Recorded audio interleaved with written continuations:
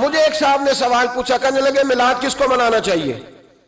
میں نے کہا اس بیٹی کو منانا چاہیے میلاد جو زندہ ہوتی تھی تو دفن کر دیا جاتا تھا، پر میرے رسول نے فرمایا اب جو بیٹی پالے گا نا میں اس کا بازو پکڑ کے جنت میں ساتھ لے کے جاؤں گا۔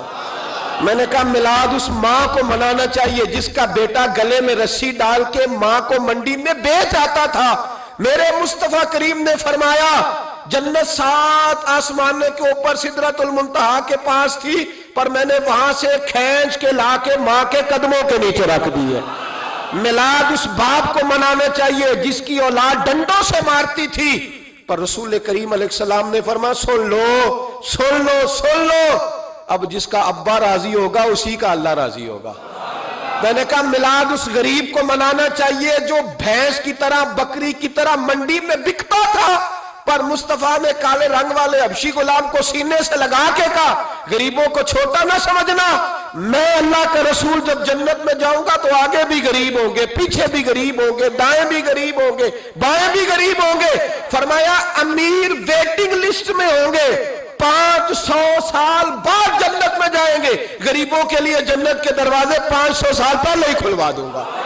اسے منانا چاہیے، میلاد منانا چاہیے۔ اور میں نے کہا مولوی سن، تجھے پوچھتا کوئی نہ، تیرا ذکر کوئی نہ کرتا، لیکن تو ممبر پہ بیٹھا ہے، تو محمد عربی کے نام کا کھا رہا ہے، تو علی کے نام کا کھا رہا ہے، تو عمر عثمان اور ابو بکر کے نام کا کھا رہا ہے، تو حسنین کا صدقہ کھا رہا ہے۔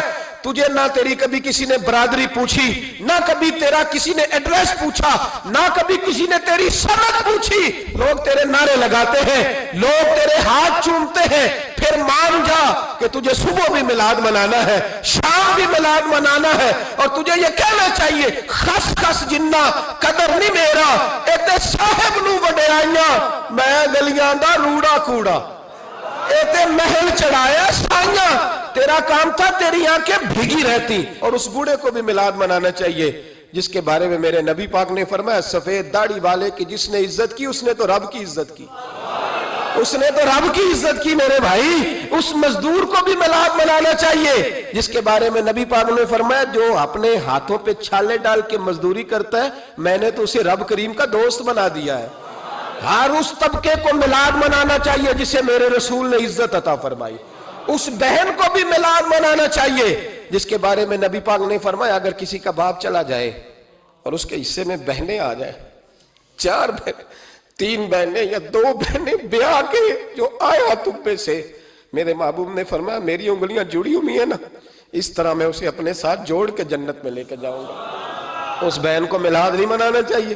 میرے رسول پاک نے فرمایا جس کی بیٹی واپس آ جائے، طلاق ہو گئی یا بیوہ ہو گئی، واپس آ گئی، نام بچ سکی، واپس آ گئی، فرمایا واپس آنے والی بیٹی کی جو باپ خدمت کرے گا میرے رسول پاک فرماتے ہیں میں قیامت میں اس کا سفارشی بنوں گا۔ تو اس بیوہ کو اور طلاق یافتہ کو میلاد نہیں منانا چاہیے؟ وہ اس رسول کا ذکر نہیں کرے گی جس نے اتنا درجہ دے دیا، اتنا نواز دیا؟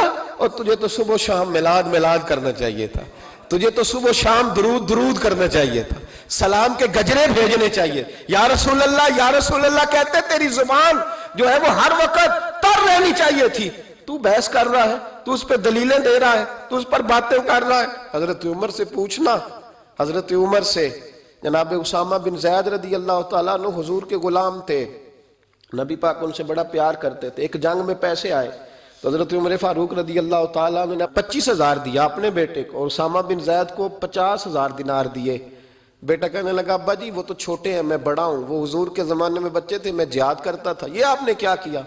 تو حضرت عمر رو پڑے، کہنے لگے بیٹا یہ تیرے باپ کے سر پر جو عزت کے بال ہیں یہ مصطفیٰ کے اگائے ہوئے ہیں۔ یہ نبی پاک، اسامہ سے نبی پاک کا پیار بڑا تھا، حضور کی محبت بڑی تھی۔ بیٹا اس کے ناک سے رینٹ نکلتی تھی تو رسول پاک اپنے ہاتھوں سے صاف کر دیتے تھے، حضور اس کو گود میں بٹھاتے تھے۔ میں کیسے بھول جاؤں رسول پاک کے احسانات کیسے۔ حضرت عمر جا رہے تھے تو مکے کے رستے میں ایک تنا آیا، کھجور کا خشک تنا، حضرت عمر نے اس کو بازوؤں میں لے کے رونا شروع کر دیا۔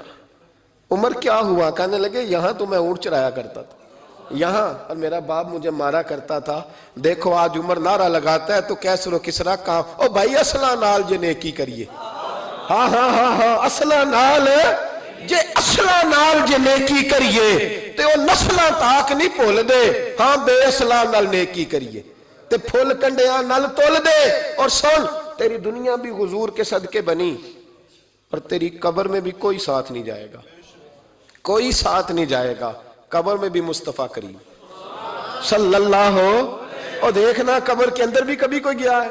قبر میں بھی رسول پاک, قبر میں بھی رسول پاک, قبر میں بھی رسول پاک. میرے استاد فرمایا کرتے تھے بتاؤ جس قبر میں نبی پاک آئیں گے وہاں عذاب کیا ہونا ہے؟ جب حضور ہی آ گئے تو عذاب کیا ہونا ہے؟ نبی پاک تو جدھر سے گزر جائیں رب وہ جگہ جنت بنا دیتا ہے. وہاں کیا عذاب ہونا ہے؟ وہاں تو دیدار ہونا ہے. تیری قبر میں بھی نبی پاک. اور حضور نے فرمایا میزان عمل پہ عمل تلیں گے تو پھر بھی میں تمہارے پاس ہوں گا. حضور علیہ السلام نے فرمایا پل صراط سے گزرو گے تو پھر بھی میں تمہارے پاس ہوں گا. اور میرے رسول پاک علیہ السلام نے فرمایا جب تم جنت میں جانے لگو گے تو پھر بھی میں تمہارے. تو بتا تیرے رسول تو ہر وقت تیرے ساتھ ہے, تو کب کب نبی پاک کے ساتھ ہوتا ہے؟ تو بتانا تو کب کب نبی پاک کے ساتھ؟ میں چھوٹے جلسے کا قائل ہوں, لمبی محفل میں گزارش کرتا ہوں دوستوں سے کہ لمبا جلسہ نہ کرو. لیکن ایک جگہ پہ میں گیا تو ایک بڑے پڑھے لکھے آدمی نے مجھے کہا مولانا ان کو سمجھائیں, آدھی رات تک بٹھائے رہتے ہیں, ان کو سمجھائیں. میں نے کہا میں سمجھاؤں گا پر آپ بھی ذرا اپنا لب و لہجہ تھوڑا دھیما کریں. تو پوری رات نہیں نبی پاک کے لیے جاگا اور میرے رسول تو ساری حیات تیرے لیے جاگتے رہے, ساری رات. محبوب نے کیا کہتے ہیں بریلی کے امام اعلیٰ حضرت فرماتے ہیں ان کی مہک نے دل کے غنچے کھلا دیے, وہ جس راہ چل دیے ہیں کوچے بسا دیے ہیں, میرے کریم سے گر قطرہ کسی نے مانگا دریا بہا دیے, دردے بہا دیے ہیں. اور اللہ کیا جہنم اب بھی نہ سرد ہوگا؟ اللہ کیا جہنم اب بھی نہ سرد ہوگا؟ رو رو کے مصطفیٰ نے دریا بہا دیے, رو رو کے مصطفیٰ نے. اور پھر کہنے لگے رو رو کے مصطفیٰ نے ان کے نثار کوئی کیسے ہی رنج میں ہو جب یاد آ گئے ہیں سب غم بھلا دیے, جب یاد آ گئے ہیں سب غم. اسی لیے تو ہم کہتے ہیں میلاد کھل کے مناؤ.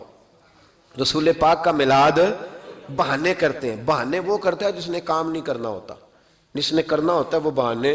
اعلیٰ حضرت نے جو پروگرام دیا وہ بڑا لمبا چوڑا ہے, کب تک کا تجھے کیا بتایا. اعلیٰ حضرت فرما گئے حشر تک ڈالیں گے ہم, حشر تک ڈالیں گے ہم پیدائش مولا کی دھوم, اور مثل فارس نجد کے قلعے گراتے جائیں گے اور خاک ہو جائیں عدو جل کر, مگر ہم تو رضا دم میں جب تک دم ہے ذکر ان کا سناتے جائیں.